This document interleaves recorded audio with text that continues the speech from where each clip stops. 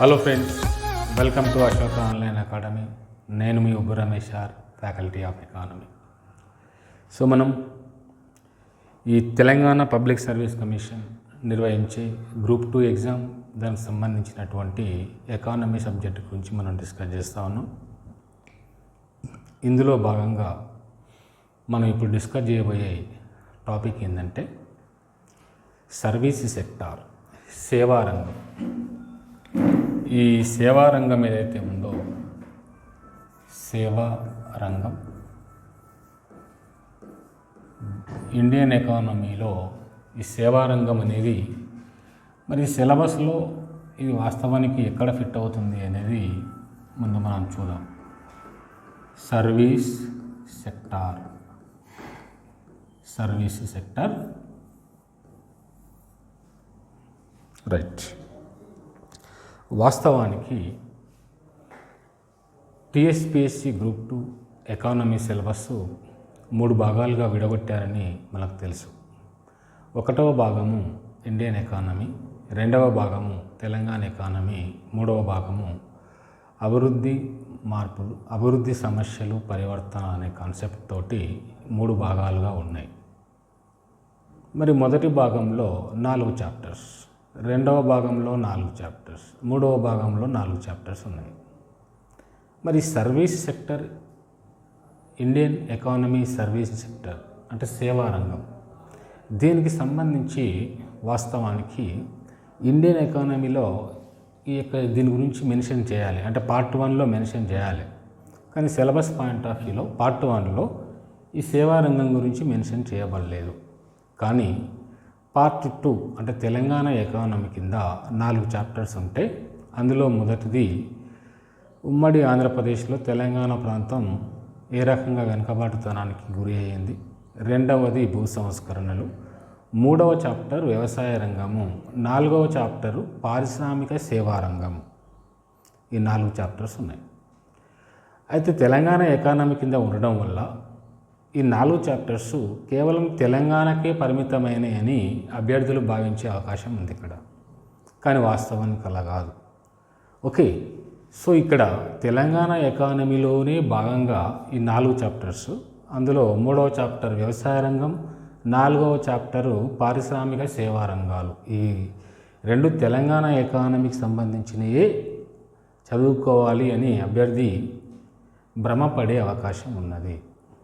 కానీ వాస్తవానికి మనకు 2016లో జరిగినటువంటి గ్రూప్ 2 ఎగ్జామ్, దానికి సంబంధించిన ఎకానమీ పేపర్ కనుక గమనిస్తే మనకు పారిశ్రామిక రంగం భారతదేశానికి సంబంధించిన industry, Telangana industries, service sector Indian service economy, అది తెలంగాణ ఎకానమీ, వ్యవసాయ రంగం కూడా భారతదేశ వ్యవసాయ రంగము, తెలంగాణ వ్యవసాయ రంగం 2 కలిపి కూడా క్వశ్చన్స్ రావడం జరిగింది.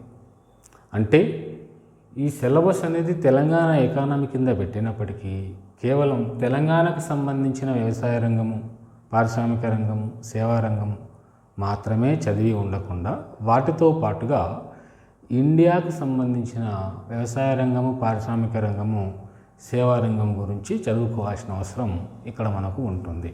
Okay, right. సో ఇది ఈ యొక్క చాప్టర్ యొక్క రిలవెన్స్. ఇది పార్ట్ 2 తెలంగాణ ఎకానమీలో భాగంగా 4వ చాప్టర్ కింద పారిశ్రామిక సేవా రంగాల కింద ఉన్నటువంటి అంశము.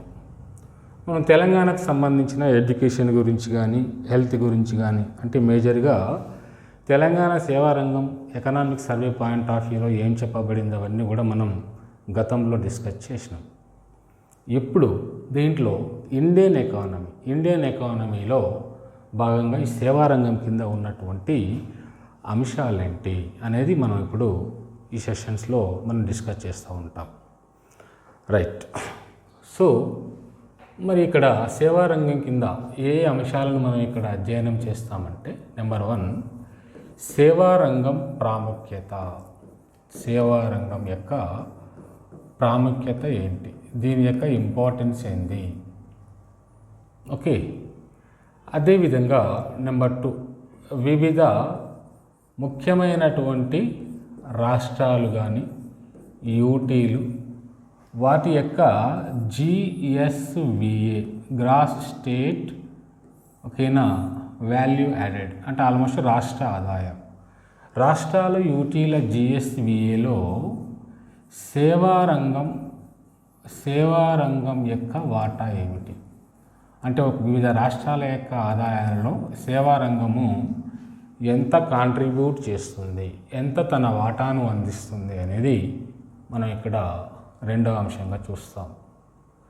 దీంతో పాటుగా సేవారంగం విదేశీ వర్తకం, సేవారంగం విదేశీ వర్తకం, సేవారంగం విదేశీ వర్తకం గురించి మనం చూస్తాం. అదేవిధంగా సేవారంగంలోకి వచ్చినటువంటి విదేశీ పెట్టుబడులు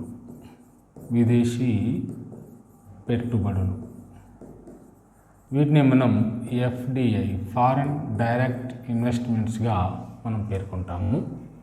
సో మనకు 3 రంగాల్లో విదేశీ పెట్టుబడులు వస్తున్నప్పటికీ సేవా రంగంలోకి అత్యధికంగా విదేశీ పెట్టుబడులు వస్తూ ఉన్నాయి. వాటికి సంబంధించిన వివరాల గురించి మనం ఇక్కడ చూస్తాం. ఓకే, అదేవిధంగా సేవా రంగంలో మరి ముఖ్యంగా మనకు మరి ఏమేమైతే ఉంటున్నాయో మరి నౌకాయానం సంబంధించినటువంటి యానం సంబంధించి ముఖ్యంగా దీంట్లో పోర్టులు, ఆ పోర్టులకు సంబంధించినటువంటి వివరాలు. సో వాటి ద్వారా మన యొక్క సేవా రంగం ఏ రకంగా జాతీయ ఆదాయంలో తన భాగాన్ని అందిస్తుంది అని మనం చూస్తాం. దీంతోపాటు దేశం యొక్క జీవీఏలో సేవారంగం వాటా ఏ రకంగా ఉంది అనే అంశాలు మనం చూస్తాం. అదేవిధంగా మరి విమానయాన రంగంలో దాని గురించి అధ్యయనం చేస్తాం. అదేవిధంగా అంతరిక్ష రంగం గురించి మనం అధ్యయనం చేస్తాం. ఇవి మనకు మేజర్గా ఉన్నటువంటి అంశాలు. ఈ సేవా రంగం కింద ఇండియన్ ఎకానమీకి సంబంధించి ఈ అన్ని అంశాల గురించి కూడా మనం అధ్యయనం చేస్తాం. రైట్, ఇకపోతే ఈ సేవా రంగం యొక్క ప్రాముఖ్యత ఏమిటి అని చూద్దాం. మరి ఈ సేవా రంగం ప్రాముఖ్యత గురించి చూసే కంటే ముందు మరి ఆర్థిక వ్యవస్థ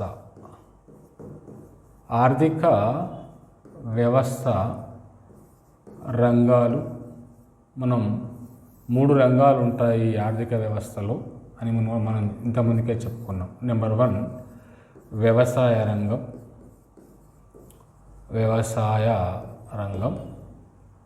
నెంబర్ 2 పారిశ్రామిక రంగం, అదేవిధంగా నెంబర్ 3 సేవా రంగం.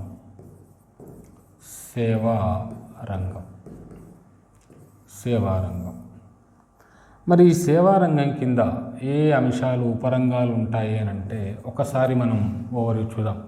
ఆల్రెడీ దీని గురించి మీకు డీటెయిల్డ్గా స్టార్టింగ్లోనే చెప్పాను. ఒకసారి ఒక 2-3 మినిట్స్ దీని గురించి మాట్లాడుకొని మనం ముందుకెళ్దాం. రైట్, ఈ సేవా రంగంలో ఉన్నటువంటి ఉపరంగాలు కనుక తీసుకుంటే వాణిజ్యం, హోటల్స్, రెస్టారెంట్స్. వాణిజ్యం, హోటల్స్, రెస్టారెంట్స్ అనేటివి మొదటి ఉపభాగంగా ఉన్నాయి.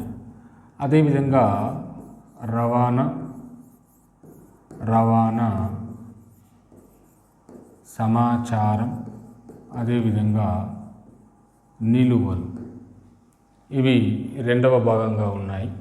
వాణిజ్యం, హోటల్స్, రెస్టారెంట్స్, రవాణా, సమాచారం, నిల్వలు అనేటివి రెండవ భాగంగా ఉన్నాయి. అదేవిధంగా బ్యాంకులు,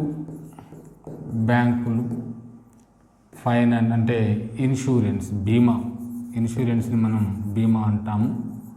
మరియు ఇతర విత్త సేవలు, ఇతర విత్త సేవల గురించి మనం ఇక్కడ అధ్యయనం చేస్తాం. 3 ఉపభాగంగా ఉంటుంది. తర్వాత రియల్ ఎస్టేట్, అదేవిధంగా వాణిజ్య గృహ సముదాయాలు, అదేవిధంగా దేశ పరిపాలన మరియు రక్షణ సేవలు, అదేవిధంగా ఇంకా ఏమున్నాయి దీంట్లో ఉపభాగంగా తీసుకుంటే సామాజిక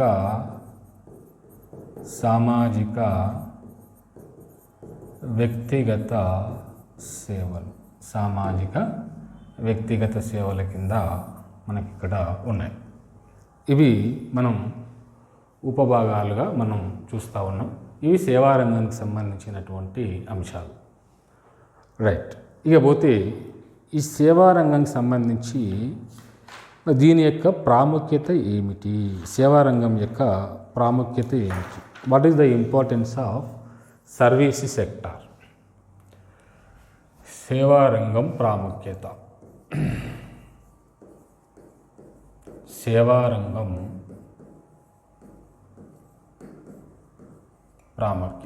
ఇవి మనకు ఎగ్జామ్ పాయింట్ ఆఫ్ వ్యూలో ఇంపార్టెంట్గానే చెప్పవచ్చు. డైరెక్ట్గా బిట్స్ అడుగుతూ ఉంటారు. దీని ప్రాముఖ్యతలో నెంబర్ 1 ఏంటంటే జీవీఏ అంటే జాతీయ ఆదాయం. జీవీఏలో సేవారంగం వాటా మనం మొదటి ప్రాముఖ్యతగా చెప్తాము. రెండవది సేవారంగం వృద్ధి రేటు. ఏ రకంగా సేవారంగము మరి వృద్ధి చెందుతూ ఉన్నది అనేది మనం ఇక్కడ రెండవ అంశంగా తీసుకుంటాము. అదేవిధంగా రాష్ట్రాల జిఎస్విఏలో సేవారంగం వాటా, అదేవిధంగా ఉపాధి కల్పన అంటే ఇక్కడ ఎంప్లాయ్మెంట్ కల్పించడంలో, దేశంలో ఉన్న ప్రజలకి ఎంప్లాయ్మెంట్ కల్పించడంలో ఈ సేవారంగం ఏ రకమైన ప్రాముఖ్యతను కలిగి ఉంది అనేది ఇక్కడ మనకు ముఖ్యమైన అంశం. రైట్.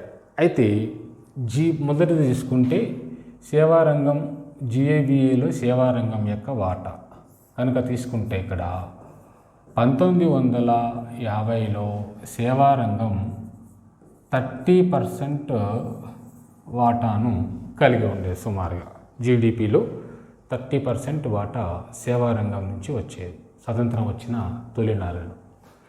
కానీ ఎకనామిక్ సర్వే 2020-21 ప్రకారం 2020-21లో మరి దేశం యొక్క జీవీలో సేవారంగం యొక్క వాటా ఎంతయ్యా అంటే 54.3%. Very very important. గతంలో క్వశ్చన్ డైరెక్ట్గా ప్రస్తుతం దేశ జీవీఏలో సేవారంగం అందించే వాటా ఎంత అని డైరెక్ట్ బిట్ రావడం జరిగింది. కాబట్టి ప్రస్తుతం సేవారంగం 54.3% జీవీఏ వాటాను అందిస్తూ ఉన్నది. అంటే సగం కంటే ఎక్కువ వాటా ప్రస్తుతం సేవారంగం సర్వీస్ సెక్టర్ నుంచి వస్తుందనేటటువంటి విషయం మనం ఇక్కడ గమనించాలి. Okay, right. ఇకపోతే సేవారంగం యొక్క వృద్ధి రేటు. వాస్తవానికి భారతదేశంలో 1991లో ఆర్థిక సంస్కరణలు ప్రవేశపెట్టడం జరిగింది. ఈ ఆర్థిక సంస్కరణలు ప్రవేశపెట్టిన అనంతరం సేవారంగము గణనీయమైన రీతిలో వృద్ధి చెందుతూ వస్తూ ఉందన్న విషయం ఇక్కడ మనకు అర్థమవుతూ ఉంది. ఎకనామిక్ సర్వే ప్రకారం మనకు సేవారంగము 2018-19లో సేవారంగం యొక్క గ్రోత్ రేటు ఎలా ఉంది, 2019-20 అదేవిధంగా 2020-21లో సేవారంగం యొక్క గ్రోత్ రేట్. 2018-19లో సేవారంగం 7.7% గ్రోత్ రేటుని సేవారంగం సాధించింది. అదేవిధంగా 2019-20లో సేవారంగం యొక్క వృద్ధి రేటు 5.5% వృద్ధి రేటును సాధించింది. అదేవిధంగా 2020-21లో మరి సేవారంగం ఏ రకమైన వృద్ధి రేటును సాధించిందయ్యా అంటే -8.8 వృద్ధి రేటును సాధించింది. అంటే ఇక మనం గమనించవలసిన విషయం ఏంటంటే 2020-21లో సేవారంగం రుణాత్మక వృద్ధి రేటును సాధించింది అనే విషయం మనం ఇక్కడ గమనించాలి. ఎందుకు రుణాత్మక వృద్ధి రేటును సాధించింది ఇక్కడ అనంటే because of COVID-19 corona virus కారణంగా మరి 2020లో మరి పలు దఫాలుగా భారతదేశంలో లాక్డౌన్ కార్యక్రమాలు నడిచినాయి. లాక్డౌన్ విధించడం వల్ల ఉత్పత్తి కార్యకలాపాలు అదేవిధంగా సేవకు సంబంధించినటువంటి యాక్టివిటీస్ అన్నీ కూడా ఆగిపోవడం వల్ల ఈ సేవారంగం అనేది -8.8% రుణాత్మక వృద్ధి రేటును కనబరిచింది. అంతకంటే ముందు చూస్తే 7.7%, 5.5% వృద్ధి రేట్లు మనకు సేవారంగంలో మనం ఇక్కడ చూడవచ్చు. అదేవిధంగా రాష్ట్రాల GSVA కనుక తీసుకుంటే దేశంలో ఉన్న పెద్ద పెద్ద రాష్ట్రాలు 15 UT మరియు రాష్ట్రాలు మేజర్ రాష్ట్రాలు తీసుకుంటే వీటి యొక్క రాష్ట్ర ఆదాయంలో మోర్ దాన్ 50% వాటా సేవారంగమే అందిస్తూ ఉన్నది. సగం కంటే ఎక్కువ వాటా దేశంలో ఉన్న మేజర్ పెద్ద రాష్ట్రాలు కేంద్ర ప్రాంతాల యొక్క GSVA అంటే దీన్నే మనం గ్రాస్ స్టేట్ వాల్యూ యాడెడ్ అంటాము. దీన్నే మనం GDP, దీనికి ట్యాక్సులు కలుపుకుంటే GDP వస్తుంది, నికర ట్యాక్సులు కలుపుకుంటే. మనం వీటి గురించి గతంలో చాలాసార్లు డిస్కస్ చేసింది, ఇప్పుడు మళ్ళీ అవసరం లేదు, మీరు ప్రీవియస్ సెషన్స్ వింటే అర్థమవుతుంది. Okay right. సో 15 మేజర్ రాష్ట్రాలు యూటీలకు సంబంధించినటువంటి GSVAలలో సేవారంగము సగం కంటే ఎక్కువ వాటాను అందిస్తుంది అనేటటువంటి విషయం. అదేవిధంగా ఉపాధి కల్పనలో సేవారంగం అనేది ప్రతిరోజు గణనీయమైనటువంటి ప్రముఖ పాత్ర పోషిస్తూ వస్తూ ఉన్నది. ఎందుకంటే 1950 తర్వాత అప్పుడు 1950 సమయానికి భారతదేశంలో అత్యధిక ఉపాధి అందించినటువంటి రంగం ఏదయ్యా అంటే వ్యవసాయ రంగం. 70% కంటే ఎక్కువ మంది జనాభా వ్యవసాయ రంగంపై ఆధారపడి బతికేవారు ఒక ఎంప్లాయ్మెంట్ క్రియేషన్లో. అయితే రాను వ్యవసాయ రంగం ఉపాధి కల్పన అనేది తగ్గుతూ వచ్చి మరి వ్యవసాయ రంగము మరి ఇది రోజు వ్యవసాయ రంగం అనేది వ్యవసాయ కార్యకలాపాలు అనేవి తగ్గిపోతూ ఉండడం వల్ల, అదేవిధంగా పారిశ్రామిక రంగంలో అనుకున్న స్థాయిలో పరిశ్రమలు ఏర్పాటు చేయబడక ఉపాధి సరిగా కల్పించకపోవడం వల్ల వ్యవసాయ రంగంలో ఉన్నటువంటి నిరుద్యోగులు, వ్యవసాయ రంగంపై ఆధారపడినటువంటి జనాభా తదనంతర కాలంలో సేవారంగంలోకి మరలడం జరిగింది. సేవారంగంలోకి మరలడం వల్ల ప్రస్తుతం సేవారంగము ఉపాధి కల్పనలో ఒక కీలక పాత్ర పోషిస్తుంది. అయినప్పటికీ ప్రస్తుతం కూడా సుమారుగా 48% దేశ జనాభా ఏ రంగంపై ఆధారపడి ఉన్నదయ్యా ఉపాధి కల్పనలో అంటే వ్యవసాయ రంగమే ఆల్మోస్ట్ సగం మంది జనాభాకి ప్రస్తుతం ఉపాధిని కల్పిస్తుంది అనేటటువంటి విషయం మనం ఇక్కడ గమనించాలి. ఓకే, అయితే మరి ఇక్కడ సేవారంగం అనేది వృద్ధి రేటులో గణనీయంగా ఉంది. GVAలో వాటాలో సగం కంటే ఎక్కువ వాటా అందిస్తూ ఉన్నది. మరి GVAలో సగం కంటే ఎక్కువ వాటా అందించినప్పుడు ఉపాధి కల్పనలో కూడా సగం కంటే ఎక్కువ ఉపాధి కల్పన సేవారంగం నుంచే రావాలి. కానీ అలా రావడం లేదు. GVAలో 54.3% కలిగి ఉన్న సేవారంగం అంతే సమానమైన ఉపాధి కల్పించడం లేదు. అందువలనే మనం ఇక్కడ ఏమంటున్నామంటే జాబ్లెస్ గ్రోత్ అనేటటువంటి ఇండియన్ ఎకానమీని జాబ్లెస్ గ్రోత్గా మనం సంబోధించబడుతుంది ఇండియన్ ఎకానమీ. ఎందుకంటే ఇండియన్ ఎకానమీ ప్రపంచంలోని మేజర్ ఎకానమీ అంటే మేజర్ దేశాలలో మరి అత్యధిక వృద్ధి రేటును సాధిస్తున్నటువంటి దేశాలలో భారతదేశం, చైనా తర్వాత ఇండియానే తన స్థానాన్ని ఆక్రమించుకున్నది. కానీ మరి వృద్ధి రేటు సాధిస్తున్నంత లెవెల్లో ఉపాధి కల్పన అనేది జరగకపోవడం వల్ల జాబ్లెస్ గ్రోత్ అనేటటువంటి పదం కూడా ఇక్కడ మేధావులు ఇండియన్ ఎకానమీ విషయంలో వాడుతూ ఉన్నారు. అదేవిధంగా సేవారంగము అత్యధికంగా మరియు ఇక్కడ జీవీఏకి వాటాను అందిస్తూ మరి జీవీఏ వృద్ధి రేటులో సేవారంగం ప్రముఖమైన పాత్ర పోషిస్తుంది. కాబట్టి service led growth economy, Indian ఎకానమీని ఏమంటున్నారంటే సర్వీస్ లెడ్ గ్రోత్ ఎకానమీ అంటే సేవారంగం ముందుండి నడిపిస్తున్న వృద్ధి రేటు కలిగినటువంటి ఆర్థిక వ్యవస్థ. భారత ఆర్థిక వ్యవస్థ వేగవంతంగా వృద్ధి రేటు సాధిస్తున్నటువంటి దేశంగా గుర్తించబడుతుందంటే కారణం ఏంటంటే ఇక్కడ సర్వీస్ సెక్టార్ అని చెప్తూ సర్వీస్ సెక్టార్ ముందుండి మంచి వృద్ధి రేటును కనబరచడం వల్ల ఓవరాల్గా ఇండియన్ ఎకానమీ కూడా మంచి వృద్ధి రేటును కనబరుస్తుంది. అందుకనే Indian economy is treated as service led growth economy. Service sector చేత నడపబడుతున్న వృద్ధి రేటు కలిగినటువంటి ఆర్థిక వ్యవస్థగా ఇక్కడ ఇండియన్ ఎకానమీని భావిస్తూ ఉన్నారు. ఓకే ఫ్రెండ్స్, సో ఈ రకంగా ఇండియన్ ఎకానమీలో సేవారంగం ప్రాముఖ్యత ఏంటంటే దేశ జీవీలో సగం కంటే ఎక్కువ వాటా అందిస్తూ ఉన్నది.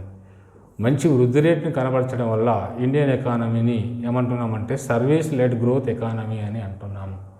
అదేవిధంగా 15 మేజర్ రాష్ట్రాలలో వాటికి సంబంధించిన జిఎస్విఏలో 50% కంటే ఎక్కువ వాటా సేవారంగం నుంచే వస్తుంది. దాంతోపాటు ఇటీవల కాలంలో ఉపాధి కల్పనలో కూడా సేవారంగం మంచి పాత్రను, ప్రముఖమైనటువంటి స్థానాన్ని కల్పిస్తూ ఉన్నది. కాకపోతే ఈ సేవారంగంలో ఉపాధి పొందాలంటే నైపుణ్యం అనేది ఇక్కడ అవసరం అవుతూ ఉంటుంది. ఉదాహరణకి ఒక సాఫ్ట్వేర్ కంపెనీ కనుక తీసుకుంటే అది సేవారంగం కిందకి వస్తుంది. మరి అందరూ కూడా సాఫ్ట్వేర్ జాబ్ చేయలేరు.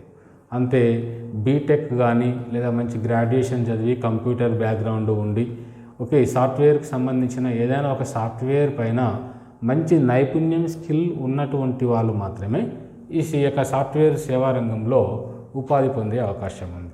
మరి సరైన ఎడ్యుకేషన్ లేకపోయినా, సరైన స్కిల్ లేకపోయినా ఈ సేవారంగంలో ఆపర్చునిటీస్ ఉన్నప్పటికీ కూడా ఉపాధి పొందలేనటువంటి పరిస్థితులు ఉంటాయి. కాబట్టి సేవారంగంలో ఉపాధి కల్పన కోసం మంచి పొటెన్షియాలిటీ, మంచి అవకాశం ఉన్నప్పటికీ సరైన నైపుణ్యం, సరైన స్కిల్ లేకపోవడం వల్ల అనుకున్న స్థాయిలో ఉపాధి ఈ సేవారంగంలో పొందలేకపోతున్నారు అనేటటువంటి విషయం మనం దీని ద్వారా అర్థం చేసుకోవాలి. Okay friends, right. సో మరి సేవారంగానికి సంబంధించిన మిగతా విషయాలన్నీ కూడా మనం నెక్స్ట్ సెషన్లో డిస్కస్ చేద్దాం. Thank you.